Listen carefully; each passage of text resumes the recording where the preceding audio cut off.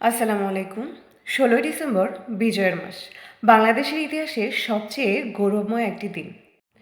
১৯৭১ সালের এই দিনে দীর্ঘ ৯ মাস রক্তক্ষয়ী যুদ্ধের পর আমরা অর্জন করি চূড়ান্ত বিজয় এবং স্বাধীন সার্বভৌম বাংলাদেশ।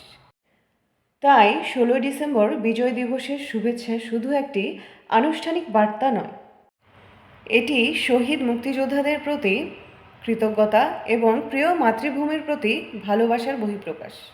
বিজয়ের এই দিনে লাল সবুজের পতাকার নিচে দাঁড়িয়ে আমরা স্মরণ করি সেই অমর ত্যাগ, যে ত্যাগ আমাদের দিয়েছে কথা বলার অধিকার। বাংলাদেশের স্বাধীনতা আন্দোলন এবং বাংলাদেশের মুক্তিযুদ্ধের পেছনে যার অবদান সবচেয়ে বেশি, যার নেতৃত্বে বাংলাদেশ বিজয় লাভ করেছে, তিনি হলেন বঙ্গবন্ধু শেখ মুজিবুর রহমান। আজকের এই দিনে বঙ্গবন্ধু শেখ মুজিবুর রহমান এবং মুক্তিযুদ্ধে যারা অবদান রেখেছেন তাদেরকে স্মরণ না করলে আজকের এই দিন বৃথা।